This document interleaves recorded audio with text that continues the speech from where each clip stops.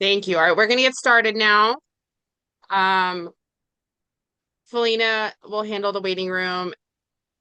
All right, welcome everybody to Beyond the Two-Party Trap. I'm Samantha, and I'll be guiding us through the core values of the Green Party and how we distinguish ourselves from the Democrats, the authoritarian left, and even well-meaning allies who don't share our foundation.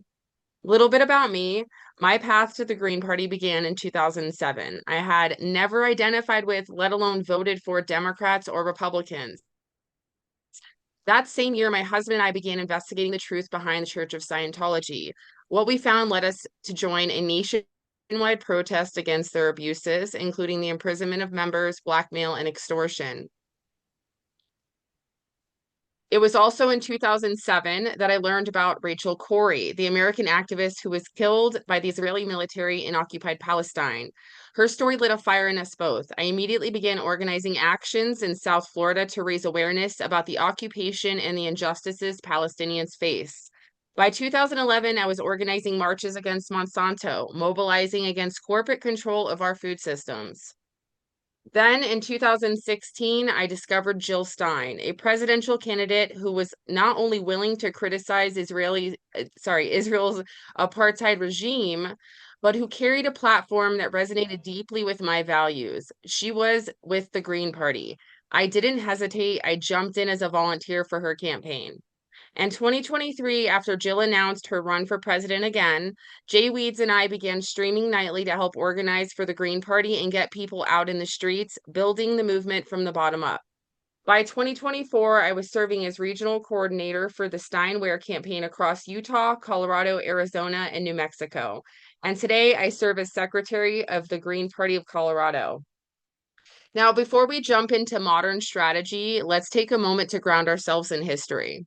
Some of you might be wondering why we're giving a lesson on green values to a room full of Green Party members. That's a fair question, but after becoming more deeply involved in the party, I realized that we have a growing number of new Greens who join after every election cycle and are never really taught what we stand for.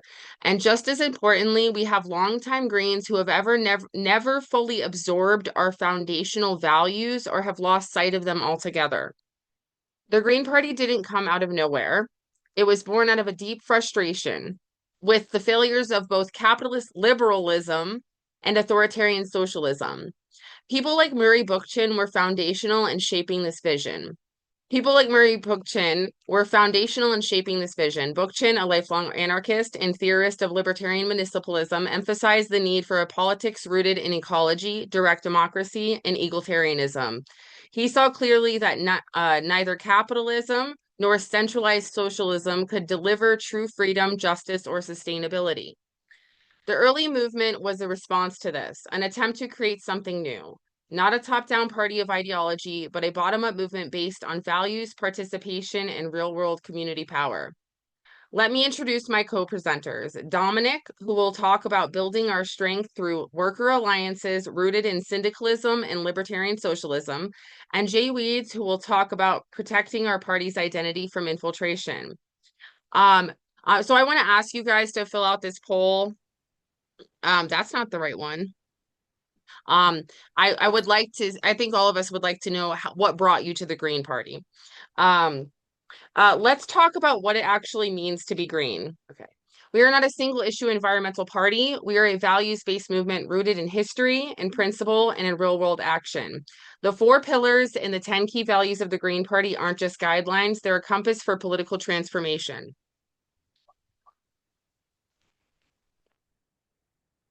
Okay, let's start with the 4 pillars. Number 1, ecological wisdom. Our policies are rooted in the understanding that we are part of the earth, not above it.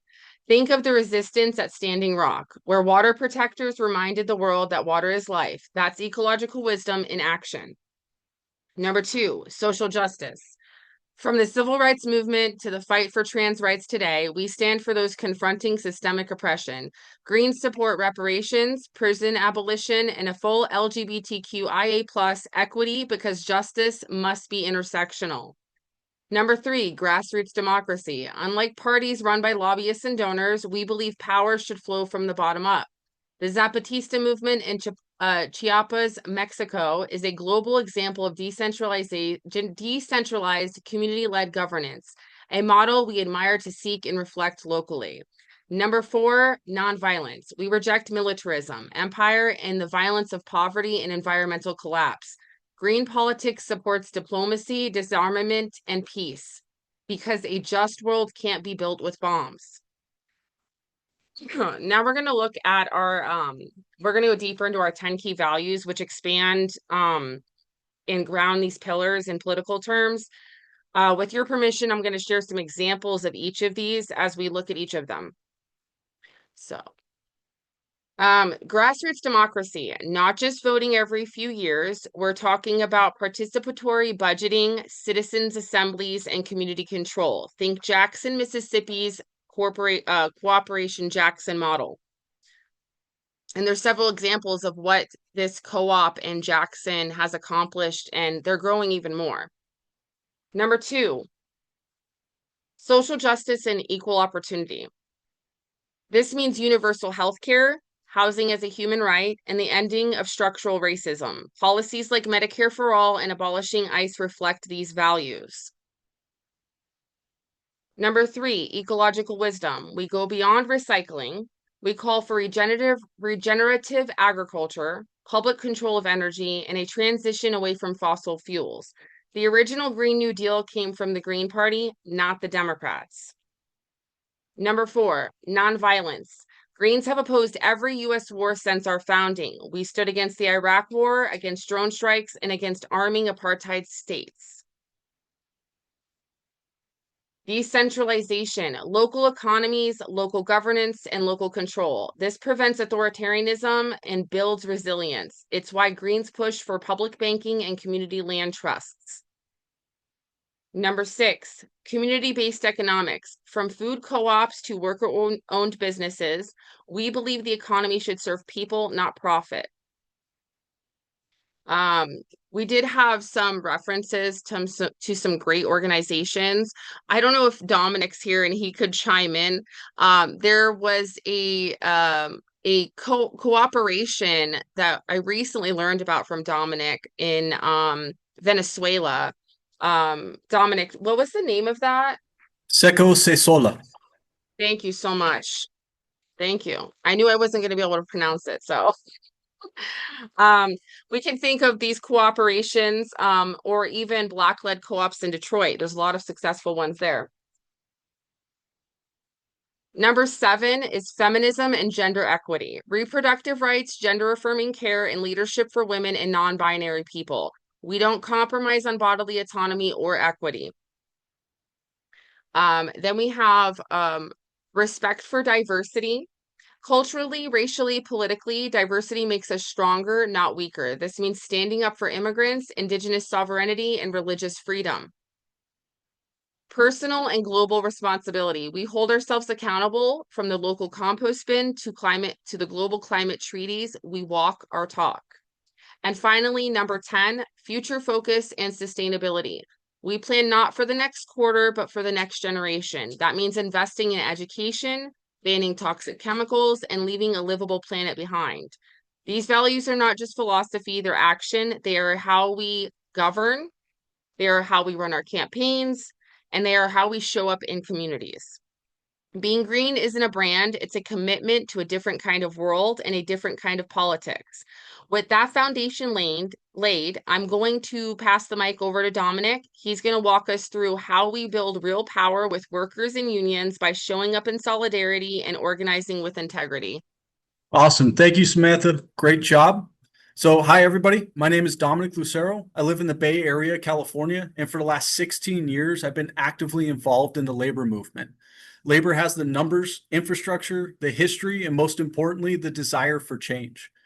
With just 5% of organized workers stepping outside of the traditional two-party system, a third major party can be built in the U.S. However, earning the support comes from consistent solidarity and value-driven organizing.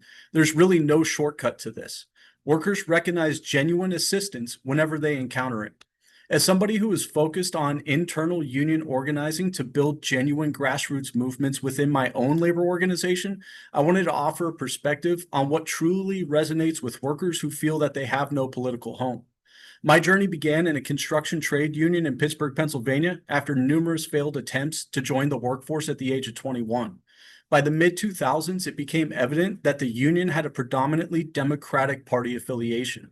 There was a nostalgic belief that Democrats represented the legacy of the FDR era when workers experienced victories, despite the ongoing dismantling of the working class by both major political parties. I witnessed the impact of corporate-friendly appointments to the National Labor Relations Board during the Bush administration. These actions attempted to make federal project labor agreements illegal to favor big business. Likewise, during the Obama era, the discouragement of building fossil fuel power plants occurred without a plan for displaced workers, creating disillusionment and resentment among union construction workers that it could have been easily avoided. This has continued with the Trump administration's corrosive neoliberal policies and Biden breaking strikes. Worker confidence has been betrayed, leading many to vote against their own best interests in 2016, 2020, and in 2024. And the blame does not rest solely on elected officials. The trust that union members placed in their leadership has also significantly contributed to the decline of the labor movement in this country. After serving as a union representative for the last 6 years, where I've lobbied for both state and federal levels, I've seen how unions have been corrupted into ineffective organizations that serve capitalist interests, with their political action committees perpetuating these endless cycles constantly. Workers are tired of being used for photo opportunities during election time and then let down by policies that we were never consulted about. There's a growing movement for workers to reclaim their power and govern themselves once again, and this is where workers have to be met. Viewing the history of labor in this country reveals that lasting change requires building networks within working class structures. The class of the global imperial machine is with the workers. As the organizer Joseph Eder once stated, they have nothing to do but to fold their arms and the world will stop. The workers are more powerful with their hands in their pockets than all the property of the capitalist. For any party to evolve into a foundational mass movement, it must engage directly with this segment of the population, not just the leaders, but more especially the members themselves, because it is the members who build the union, not their leaders. When I refer to the working class, I mean every single wage earner, everyone who is reliant on the labor system to generate wealth for others. This perspective goes beyond the stereotype of the traditional manual labor, like me. It includes all of us who have been excluded from democracy in the environments where we spend most of our waking hours. Any organizer knows that the heart of movement building starts with one-on-one conversations. So we must show up not just with words, but also with solidarity for these workers. Platforms that align with the rich tradition of organized labor movements advocate for things like fair wages, publicly owned utilities that would level the field and public works for trades who actually live locally in these communities, a just transition for fossil fuel workers, and most importantly, worker ownership. We cannot assume that workers are aware of these potential alignments. These discussions have to be approached with humility. Workers need to be listened to and shown why a party can serve as their political home, especially as so many people are disillusioned with the current two-party system. Strong working class consciousness has roots that go back into this country over 200 years. The 19th century labor movement aimed for fundamental change, seeking to abolish the wage system and create a just and equitable society. The industrial workers of the world continued this tradition into the 20th century, but anti-syndicalist laws, which prohibited the worker ownership movement, and the Espionage Act silenced their efforts. So this radical spirit still exists in workers today. The dream of decentralization and economic democracy, like so many other movements, has been co-opted into small wage increases in exchange for worker silence and compliance with a political establishment that we're all excluded from.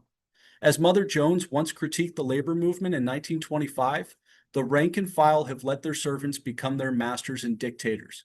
The workers have now to fight not alone their exploiters, but likewise their own leaders, who often betray them, who sell them out, who put their own political advancement ahead of that of the working masses, who make their rank and file political pawns. So workers, and most people especially, are tired and desperately need change. But the potential for radical transformation lies within every worker who punches a clock, who finishes a shift, or is just one paycheck away from losing everything. So how do we bring about this change? After generations of disappointment, it is essential to rebuild the workers' confidence. They need to know that you understand and you share in their struggles.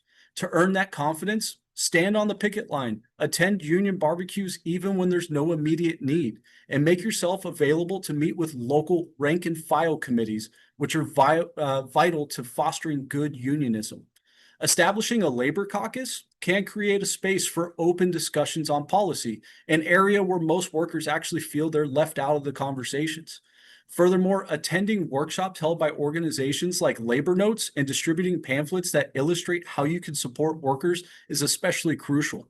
It's also important to reach out to local rank and file political action committees and encourage these rank and file members to advocate for candidates outside of the traditional two-party system. You have to break that stranglehold from union leadership and return that power back to the workers themselves. I cover 61 counties for my union, and I see a pressing need for alternative options within building trades councils and central labor councils. So anybody who's running for office, even if you think you don't align with those values, at least sit down, at least make that phone call and ask if you could sit down at the table and talk with people. If workers are approached with integrity and a message that's rooted in anti-authoritarian, pro-worker, and socialist libertarian values, powerful allies will be found among rank and file members of labor movements who are just as equally tired of being let down by the two-party system as the rest of us. So I'll pass it over to Jay Weeds, who's going to speak with us on how to protect values from infiltration, co-option, and authoritarian tendencies that threaten to undermine decentralization and democratic integrity. So thanks for having me. Hello, my name is Jay Weeds. It's an honor to be here with you today, and I want to start with something honest. I didn't come up through academia. I wasn't groomed by a party machine or polished by a nonprofit. I came up through experience, through struggle, through organizing, through refusing to back down when the system said I should. I'm not here to chase clout. I'm here because I've watched this party, our party, get pulled off track by people who don't understand where it came from, or worse, are trying to reshape it into something it was never meant to be. And I'm not willing to let that happen quietly. Because here's the truth. The Green Party isn't a rehab clinic for Democrats, a graveyard for dead-end Marxists, or a vanity project for liberal influencers looking to stay relevant. It's not a personality cult, a therapy circle, or a halfway house for authoritarianism in a green coat of paint. This movement was born in the green quadrant, the libertarian left, mutualism, radical ecology, direct democracy, horizontal power. It's the quadrant they tried to erase after Bakunin was forced out of the First International. And it remains the only political space that refuses to bow to any empire, capitalist or communist. So let's set the terms. We're here to build a decentralized, bottom-up, revolutionary movement, one rooted in socialist libertarianism. No bosses, no billionaires, no bureaucrats playing God. First, know what we are and what we're not. If you think libertarian means capitalist or socialist means top-down command economy, you've already been compromised. This is the quadrant that rejects both Wall Street and party elites. It's not the Marxist left. It's not the progressive left. And it sure as hell isn't the Democrats' discarded baggage train. Second, decentralization isn't a slogan, it's self-defense. Authoritarians thrive on hierarchy. They need ladders to climb, committees to hijack, bylaws to bend. That's why we build horizontally. Shared power, rotating roles, no one above the group. If someone starts building a vanguard, dismantle it. If one person is making the calls, you've already lost. Third, call out the red wash. Some arrive waving red flags, preaching revolution, then push purges, dogma, and control. They quote Marx and bury Bakunin. They scream anti-capitalism while carving out their own little kingdoms. Watch for it. They'll say centralization is just temporary. That's how it always starts. That's how every revolution gets stolen. Fourth, guard the culture. We're built on transparency, not secrecy. On consensus, not coercion. If someone's forcing votes, silencing dissent, or shutting down discussion, that's not green. That's infiltration. And don't get fooled by identity washing. Zionists hide behind Judaism. Statists hide behind socialism. Liberals hide behind progress. You check someone's politics by how they treat power, not by the labels they wear. Fifth and final, teach the quadrant. Political education isn't optional. It's armor. Every member should know where they stand on the political compass. If someone can't tell the difference between authoritarian and libertarian socialism, that's not just confusion, it's vulnerability. And vulnerability gets exploited fast. We don't gatekeep by degrees, but we do defend the mission, and that mission is full liberation from all top-down control. If we don't protect this quadrant, no one will. Not the media, not academia, not the nonprofits. It's on us. So if you want to stop infiltration, start with education, build with structure, and finish with accountability. And when someone tries to hijack this party, don't whisper. Call it out, loud, public, with receipts. We're not here to build a greener empire. We're here to burn the whole pyramid down and build something horizontal in its place. Green quadrant strong. All right, guys, I am going to screen share a video presentation made by Jay Weeds real quick. Lantern Spectrum, and the Political Compass. This project maps 4 core Lantern Core colors from DC Comics lore, green, red, blue, and yellow, onto the 4 quadrants of the Political Compass. But instead of using the distorted American framework, we draw from the global model defined by politicalcompass.org and expanded by the Ratchet Effect, which exposes the elite control that erases true bottom-up politics. Each lantern color symbolizes the core emotional driver of a political quadrant, revealing how ideology and emotion intertwine to shape systems of control or liberation.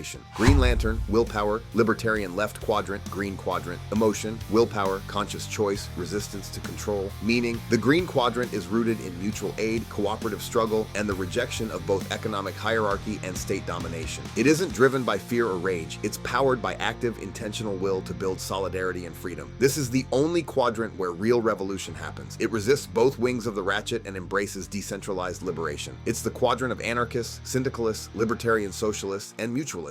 Lantern comparison. Green lanterns resist all other emotional forces. Likewise, those in the green quadrant resist fear, yellow, rage, red, and blind hope, blue, by grounding action in willpower and community. Red lantern, rage, authoritarian left quadrant, red quadrant, emotion, rage, justified but manipulated, meaning rage against injustice can inspire resistance, but in this quadrant, it's captured and channeled into state control. Stalinism, Maoism, and other forms of authoritarian socialism rise here, where rage is used to justify centralized power. Red is where revolutionary anger gets hijacked. The rage is real, but it becomes empire in red paint. This is where the state pretends to speak for the people while silencing them. Lantern comparison. Red lanterns are consumed by fury and often lose control. So too with authoritarian leftists, driven by real grievances but co-opted into new forms of hierarchy. Blue lantern, hope, authoritarian right quadrant, blue quadrant, emotion, hope, idealistic, sincere, but easily exploited, meaning the blue quadrant of the political compass represents authoritarian right-wing politics, governments, parties, and ideologies that mix top-down control with capitalist or nationalist justifications. Both Republicans and Democrats in the US sit in this space, claiming to stand for order, security, or tradition, while ultimately serving elite interests through hierarchy. This is where hope gets twisted into obedience. People believe they're doing the right thing, but the systems they support throw the vulnerable under the bus. Blue is loyalty without truth. It's the moral confusion of patriotic liberals and religious conservatives who cling to structure, thinking it protects them, even as it crushes others. Lantern comparison. Blue lanterns believe in others, but in this quadrant, that belief is weaponized. Blue becomes blind trust in power, faith in authority, institutions over liberation. It feels righteous, but it functions as a gatekeeper of the ratchet. Yellow lantern, fear, libertarian right quadrant, yellow quadrant, emotion, fear, internalized and misdirected, meaning the yellow quadrant represents the libertarian right, where distrust of the state often gets rerouted into fear-driven ideologies like market fundamentalism, xenophobia, and conspiratorial individualism. It's where fear doesn't just control people from above, it convinces people to reject solidarity altogether, isolating them and weaponizing freedom into fragmentation. This is the quadrant of selfish libertarians, Silicon Valley neo-feudalists, crypto kings, and survivalist echo chambers. Freedom gets hollowed out into competition, and fear of collectivism overrides any sense of shared responsibility. Lantern comparison. Yellow lanterns embody fear, and in this quadrant, fear isn't just imposed, it's internalized. It becomes a worldview of mistrust, separation, and dominance masked as liberty.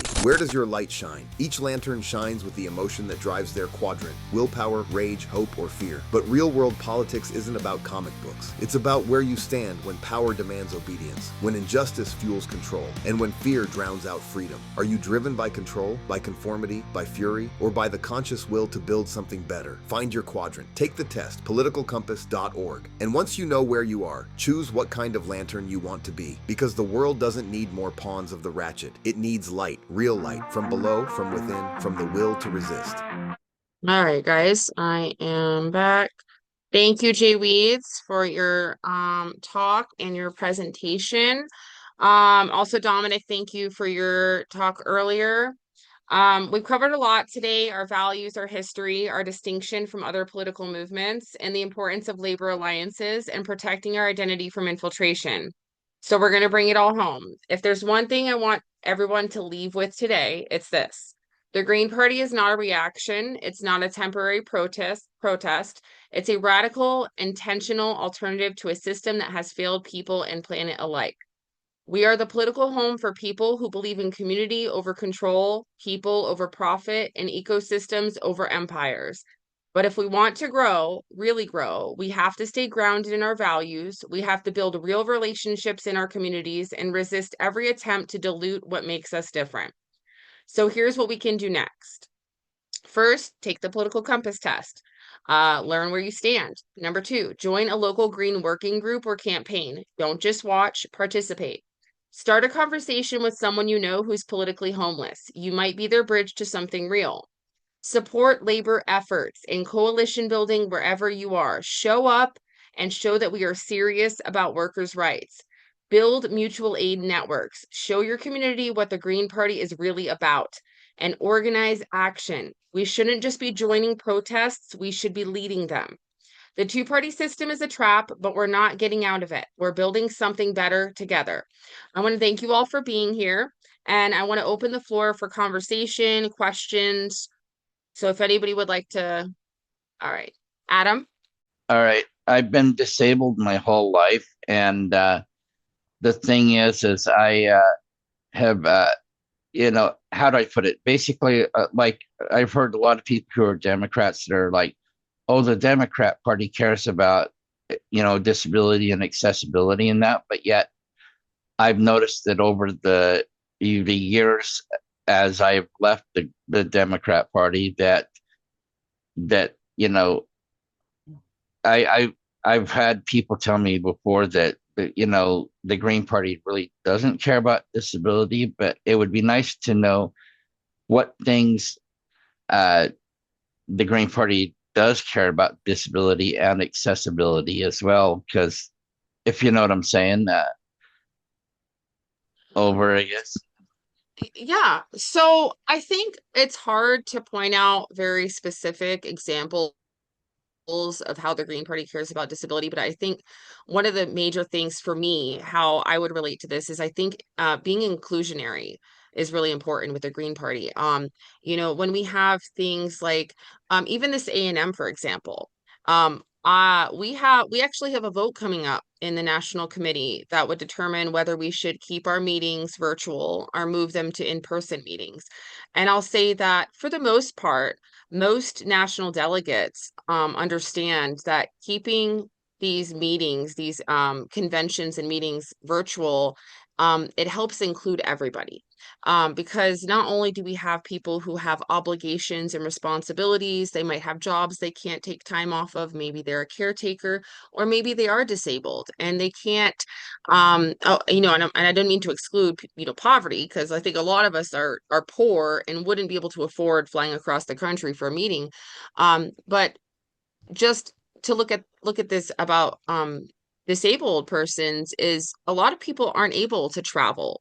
So they would be excluded from these meetings. They would be excluded from conversations with other Green Party voters and delegates. And I think that has to expand beyond just meetings and workshops, right? We need to be including people in everything we do. We do have, I believe we have a disability caucus, Felina, don't we? Has that formed? It never got accredited. It needed to be accredited for a long time. It definitely needed to be accredited before, because a lot of the issues the elders caucus was addressing was part of the disability issue, and Okay. but I didn't want to associate it like, automatically Yeah. disability because you're elder, but they're still fighting the same issue. So yeah, I do think it needs to take precedent when it comes to which caucuses to form. It definitely needs to be disability first. Yeah, and I think that that's the Well, best way. I think that's the best way that we handle it, Adam, is we do need to get that caucus accredited, because people who are dealing with the disabilities are the best to make the decisions and bring forth the issues and platforms and policies that the Green Party should be focusing on for disabled persons. well, Go ahead. I was going to say, because like I know that anyone, no matter who you are, whether you're whether you're white, black, part of the LGBTQI plus community, you're younger, you're older, anyone can end up with a disability at any point in time in their life. And, like for me, for example, like these virtual meetings are actually harder for me to actually participate in, and having more hybrid meetings where people can still be virtual as well as in person, because for me it's much more difficult versus some people are really, you know, being virtual is much more accessible to that person, if you know what I'm saying. And being legally blind my whole life, but later on in life having to use a power wheelchair, do you know what I'm saying? Basically, I guess Yeah. Since you brought up, the since you brought up how there's supposed to be a proposal to see if people want to have the meetings virtual or in person, and I would Yeah. say having it so that both people can participate either in person and or Yeah. virtually, it makes it more accessible, because when we make the world accessible for disabled people, we make it accessible for everyone. That same ramp, that same elevator, that same thing that might help a disabled person is still available to help someone that's not disabled either, if you know what I'm saying. Over. Yeah, I understand. And I think we have a lot of candidates. I think there's one speaking in the chat now. We have a lot of candidates that think we should focus on moving forth to bring policies that help disabled persons. I don't know that I can speak to that on a level of knowing exactly what the Green Party is planning on doing. All right, so we have a lot of hands up, so I'm just gonna go down the line. Nicolanda. Yes, thank you, Samantha, and thank you, Dominic, and for the presentation.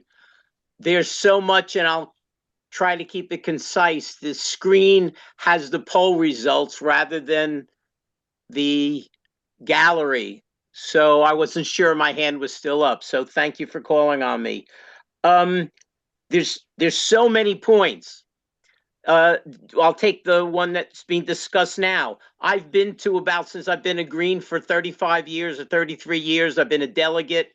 I have flown to 5 or 6 of the national committees and the annual meetings, and it's amazing being able to see people in person. However, I really appreciate, and I just said that this morning to someone, what a gift that I can sit here in the middle of the ocean and be part of this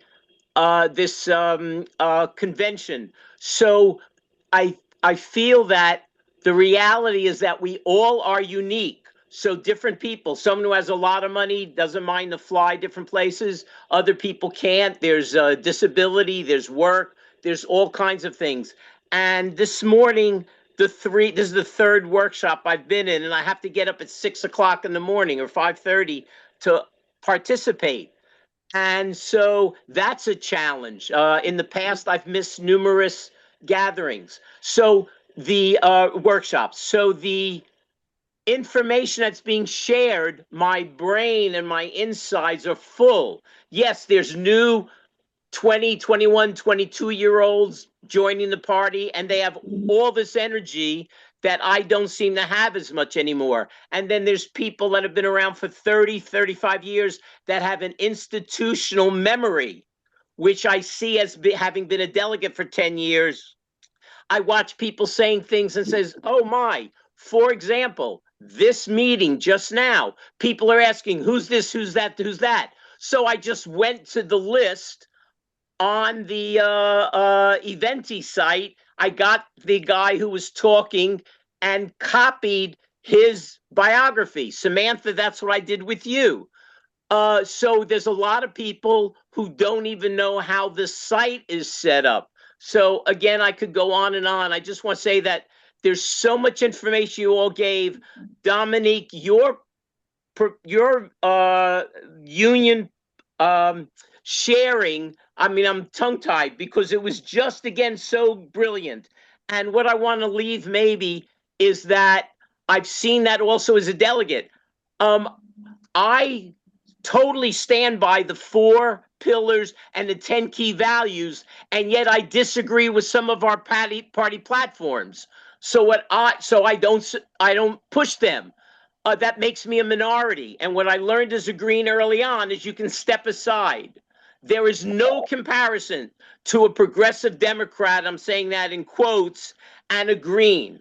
And so, yes, we're all going to come from where we are, our knowledge, our information, our perspective, our belief systems. And again, thank you for the stimulation, for presenting this. I just, as you can tell, I am quite impressed and appreciative. Thank you Over. so much. Thank you so much, Nicolanda. Keenan. Yes. Wow. There's a whole lot there, and there's a lot of disagreement. I am a former candidate, 2018 in North Carolina.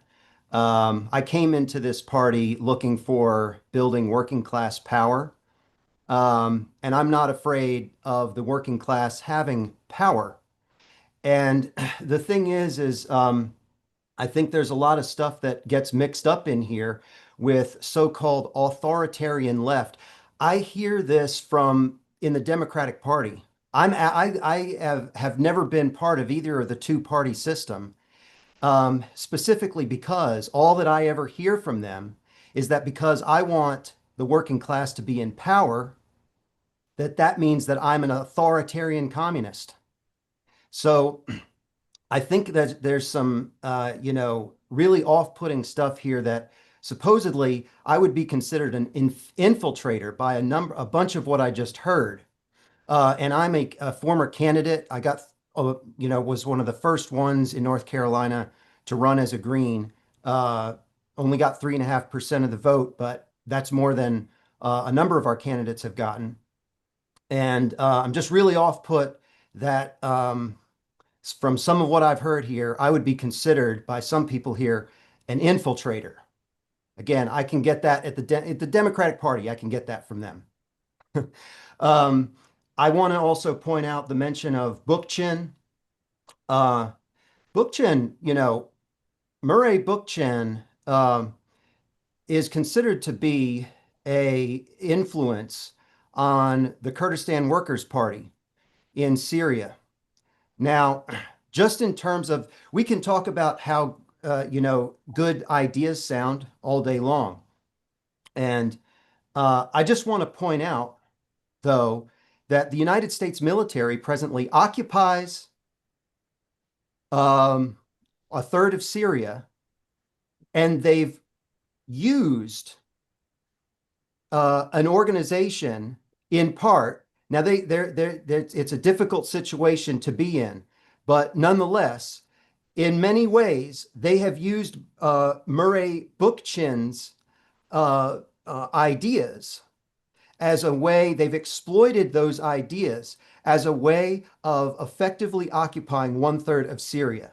So I just want to enter some of that all into the conversation, as well as the whole concept of why we are supposed to think what's been identified as so-called Stalinism is to have implemented it was a basis, the concept that Khrushchev put across of the whole idea that there was some sort of cult of personality around Stalin was simply a lie that was created in order to open up trade with the United States, which then resulted in privatizations, which then resulted in the draining of the Aral Sea. That was not a product of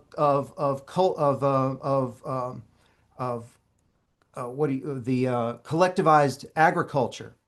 Initial irrigation was begun under collectivized agriculture, but it was not at the scale that was done according to what the United States expected to get out of exploiting a cotton deal with the Soviet Union.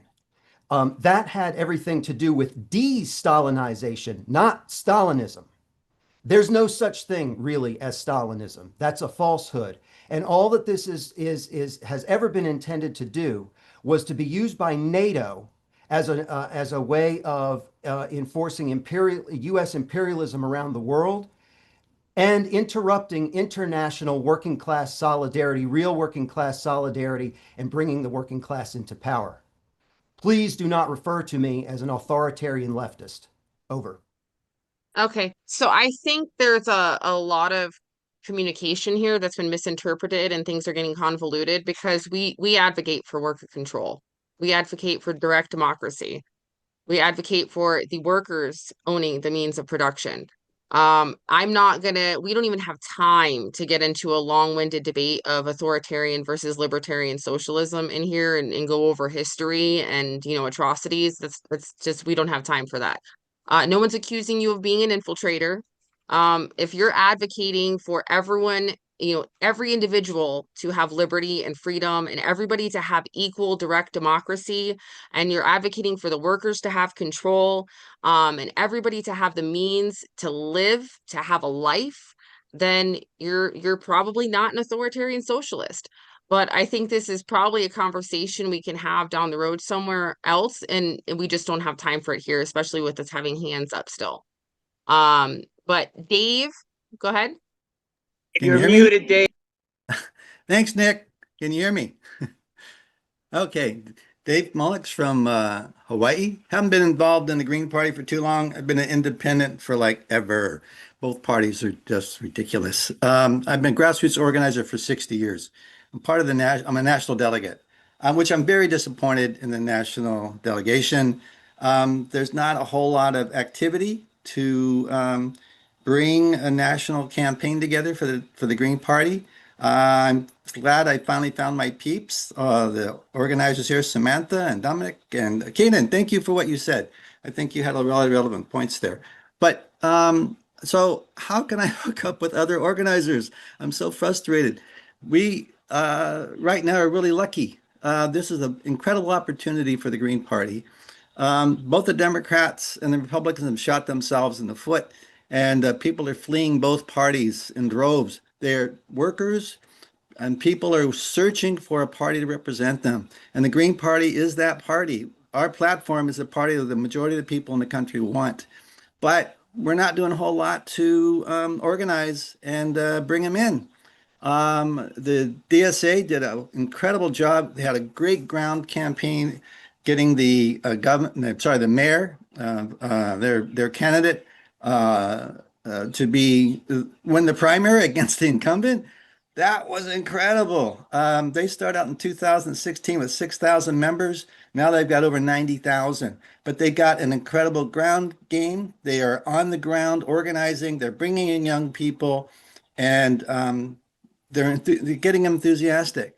I'm not seeing any campaign by the Green Party to reach out and bring people in and then have a national campaign to push back against, the BS that, we are the outliers, that we are preventing other candidates from winning because we're in the game and we're stealing their votes and all that crap. There needs to be a national media campaign that can overcome it. And it can be a real simple campaign. It doesn't have to be complicated. It doesn't have to cost anybody any money. We could all do it together as a team. I put this forward to the national delegates, and I've got nowhere. Nobody. We need to have maybe a monthly meeting to come up with a campaign for all us to work together to come up with how do we want to do this. One of the real simple things is just to make a nice meme. My name's Dave. I joined the Green Party because blah, blah, blah, and put that all over social media. If every Green did that, we would have thousands and thousands of advertising going on why the Green Party is important, why they gave up the Democratic Party, the Republican Party, and why being a Green is so important. People from all walks of life just doing that simple thing won't cost anybody any money. I put this forward to the media committee. No one has contacted me the entire time I've been there. I haven't heard from one of them. They said they want volunteers for the media committee. No one has ever contacted me. So I hope that I keep looking for my peeps. I'm an organizer for 60 years in the grassroots. On the ground, got trained by longtime organizers in the 1930s. So peeps, if you're out there, I'm looking for you, man. I want to build this party. I want to make it relevant. And I'm just not finding anybody that's doing it. And so if you're out there and if I can join you wherever you are, and if we can come up with a campaign to work together to build the Green Party, there's some weird pro-war Greens in the national delegate. It's really weird. Anyway, so here I am. Contact me. Let me know what I can do. Am I in the wrong place? Am I a stranger in a strange land? I'm looking for you guys. Here I am. Now you're absolutely right, Dave. And that's something some Greens, some national delegates don't like about me is I'm very blunt about this, is that I think there is a lot of people, national committee members who just don't participate in any conversation, or when they do, the only participation is they want to express how certain conversations make them uncomfortable. And I do know what you're referring to. It was very strange to me as well when I came into the national committee and seen that there was some pro-war um people in this party. It was very shocking. But it was also just as shocking to find out we had some Zionists in the party. And so one of the things I think that's really important is, yes, we do need national exposure. And when it comes to like getting through to the everyday person and the everyday voter, or people who used to be voters and they no longer trust the system, is explaining to them and teaching them that they're not aligned with the Democrats or the Republicans. Statistically, most people, if they take the political compass test, they're going to come up in the green. They're going to come up as people who want everyone to have liberty, and they want everyone to have the means to live. And it's quite a spectrum. But I think that it is important that we get more passionate people um, on the national committee, more passionate people into the other committees as well. You have the media committee, you have the congressional committees, there's also the CCC, the coordinated campaign committee. There's a lot of committees out there for passionate people to get involved in, because I feel like we have and this is gonna, people are gonna get offended when I say this. We have people that have been around for a while that have just got so comfortable in us not doing anything more than we're doing. And we're not getting anywhere doing that. So absolutely, Dave, you're right. Dennis. Hi, me, Dennis. Yes, I know. I've been joined Green Party not too long ago, but I realized I know the Democrats and the Republicans. They seem like they tried make some way to prevent a party from forming. Seems like some pissy party formed and it goes away because their ways by tell people not vote for a candidate, but they take away from them, take away from the candidate, Democrat, Republican. So that's why they've been power. Also, they make it so in power. Also, they waste states by if they win majority, they win the whole state. Yes, yes. Republic. That's why they've been in power so long. Yeah, we need to break that cycle and no with new parties. Yeah, so I think it's really about getting through to people, and people understanding that Democrats and Republicans are both authoritarian right wing. Obviously, the majority of Americans think that, Democrats. Thank you. Democrats and Republicans are both authoritarian right wing. And the majority of people in this country don't understand that. And they think, Republicans are the right, Democrats are the left. They don't know that there's things outside of that, or they have been so brainwashed by the duopoly to think that anything outside of the Democrats and Republicans are just people here to spoil elections. So it's really, really important that we get people understanding. And I'm a big proponent of the political compass test, big proponent, because I think a lot of people tend to not realize that American exceptionalism has made it so that we see the political spectrum as a straight line, right? You have the left and the right and the center, and that's not it at all. It's much bigger than that. But Josh, I think, has been waiting. Yeah, I just wanted to mention what you just talked about, the political compass test when during the Jay Weed's presentation. It seemed like a lot of the chat were confused why Biden and Trump were together, and unfortunately, it just we have to just educate people on why we're actually the real opposition to the party duopoly.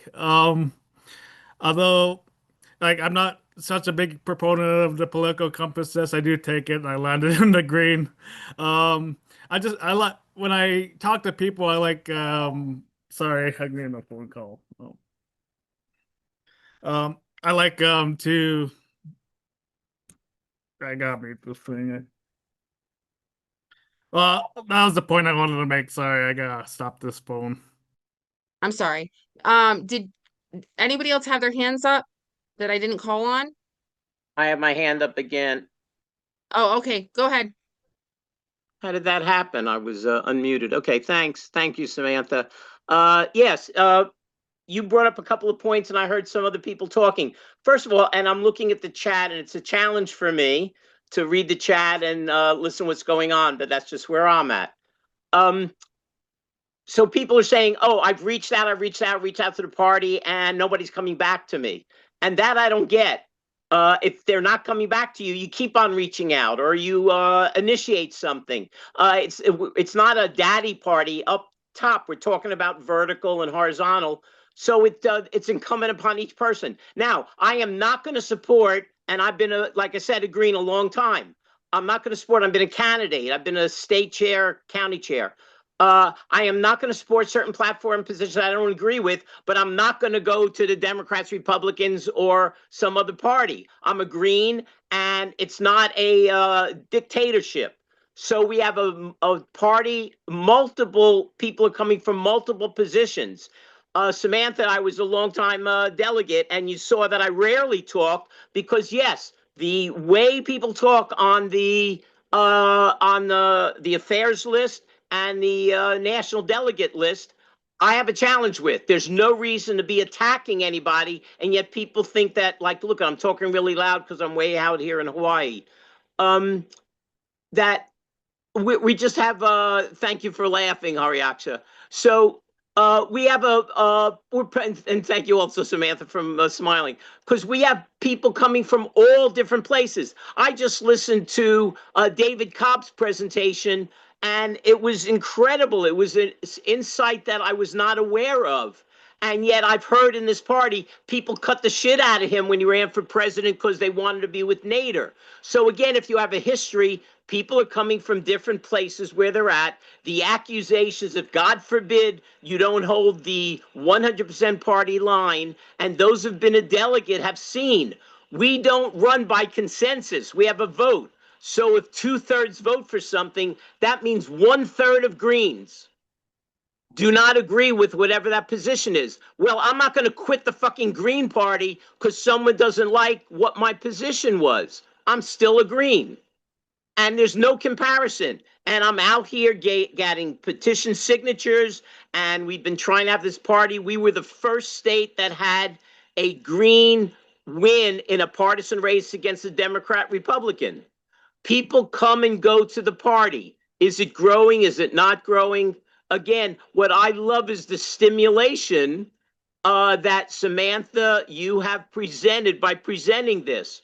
But I do resent, not you, I do resent, it was a bad segue. I do resent when people say, oh, you don't think like I do, and I've been, working for 3,000 years, and I've got the right position on this. So I appreciate whatever anyone does. When I mentioned David Cobb, they're talking about the system we've got. I see candidates that run and you go, what the hell are you running for? You get 1% of the vote or 0.5% of the vote. Well, people stand for office for different reasons.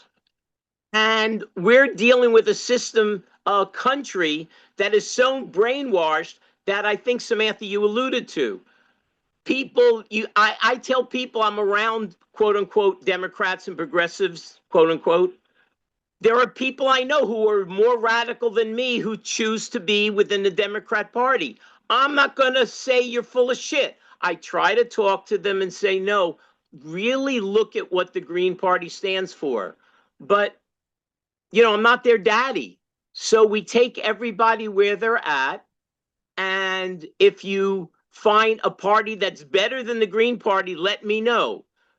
The complaint, and I'll try to stop at this point, the debate that was going on when a former Socialist Worker Party city council member is running for Congress, and the Green Party split over, oh no, we can't support her because she's not a Green. Oh yes, we need to form coalitions. So that's why I'm so appreciative of Butch, because like Butch says, no, I'm forming coalitions with whomever really stands on the same point that I do. So I think I could go on and on and on, but I appreciate is the stimulation that this discussion offered.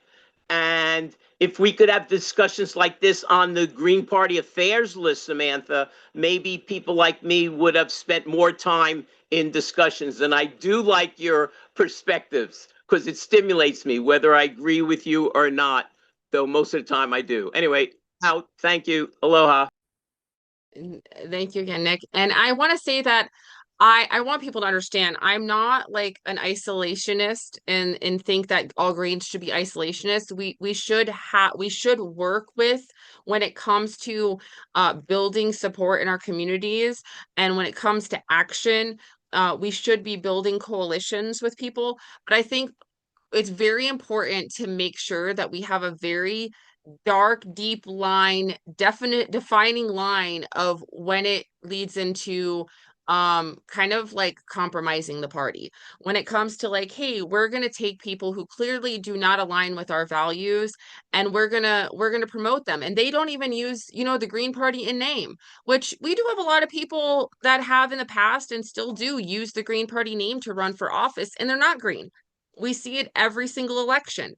And so it's just important to make sure that people are aligning with our values and they're not trying to, just destroy our party or take it over or whatever. I think Dennis still had his hands up. If not, Dennis, did you have your hand up? I No. tried to take it down. Yeah, I know. Oh, Trump okay. did to join the Republicans. Trump is destroying the Republican Party to make Well, that I don't would I don't happen. think well, I don't think that Trump destroying the Republican Party really is any of our concern anyways. But unless anyone else had any other questions, I just want to thank everyone for coming and the great conversation.